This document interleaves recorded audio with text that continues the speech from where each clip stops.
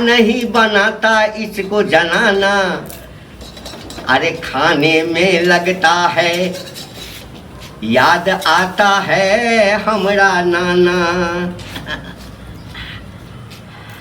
बाबू हाँ एकटा तऽ निकल गेला। दोसर देथु न। गेट बंद केने छ ना? हाँ बंद छै, सटाइल छै, कोनो नहीं औतै। नहीं ना हेतै बाबू हाँ जजमान में नहीं लोग बुझे छी कि हिन खाइ छथिन। राम राम राम राम। जजमान में हाँ ए जहिया जजमान के पता चल गेले हाँ जे पंडित जी माछ मांस खाइ छै, देथु न में हाँ तब बुझहक जे हमरा तऽ भरनस्ते भऽ जायत। कोई हमरा से पूजा करेतै? कोई नहीं करतै ना। केना पूजा करेतै? ई तऽ जीव के अपना मन के बात छै, तऽ कोनो खा सकै छी बाबू। अरे लोग के हम कहै छियै कि अंडा नहीं खा, अंडा मांसाहारी चीज होइ छै, शाकाहारी रहो, तऽ कहै छियै ना। तऽ हम केना अंडा खेबै? ओ हिन उपदेश दै छथिन ताहि दुआरे नहीं खा सकै छथिन की? हाँ अच्छा कोनो बात नहीं छै, अंगना घर में कोने बे करै छी जे हाँ एक रत्ती नमक रह। हमरा किया नहीं बनाबे दै छथिन? मिर्चाई एक दिन पड़ गेलै ताहि दुआरे। तही दुआरे की भऽ गेलै? मीट मछली के चहटगर न नीक लागै छै बाबू। बाहरे मेरा अंडा क्या खूब लगता, बाहरे मेरा अंडा क्या खूब लगता, आ तुमको ऐसे तरता है बड़ा मजा हमको आता, अरे तुमको ऐसे तलता है हमको मजा बहुत आता है। साफी करता छ कनिया घर में छै बाबू आइ दे। हाँ नेने आबा बाप रे बाप। ता तुम देख उल्टावत न। ई मोनो जे होइ छै ना बड्ड पापी होइ छै। ले हमरा करू नहीं दे छथिन, मौगी मेहर के ज्यादा उसरै छै, ई सब जल्दी जल्दी कऽ दीजिए ना। कनिया तू तऽ सब दिन बना के खाइते रहै छ, बुझल? हमरो न मन होइया जे कने अपना पुतोह के अपना हाथ से बना के खियाबिए। से तऽ जब मीट मछली आनै छथिन तऽ हमरे कहैत रहै छथिन कि आ तू बैसा हम बना खुआबै छियै। लेकिन एगो चीज है बाबू, इनका बनावत बड़ नीक अबै छै।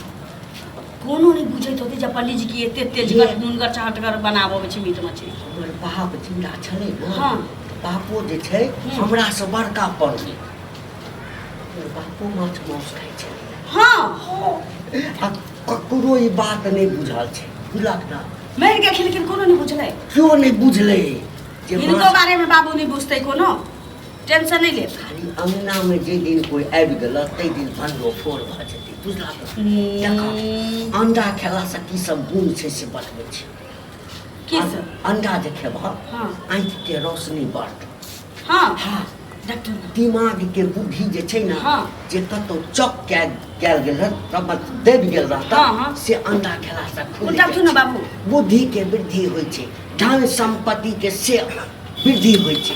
अंडा में एते गुण छै, माछ मांस में ओते नहीं छै, अंडा में गुणे गुण छै, तें अंडा हमरा बेसी प्रिय छै। ताहि दुआरे अंडा बेसी आनै छथिन ना। हाँ हाँ तेल दे तू।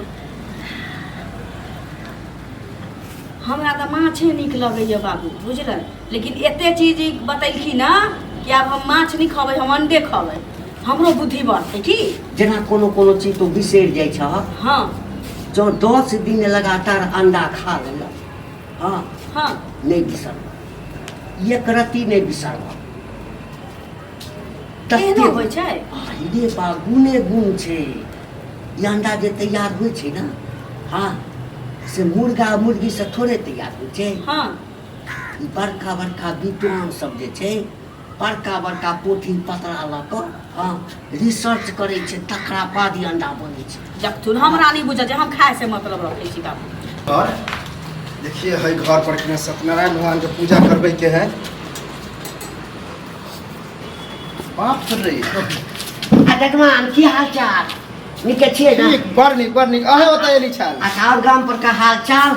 बड़ नीक बड़ बढ़िया अहे होता एली छाल। कमर बाबू पूजा कराबे के सत्यनारायण भगवान के।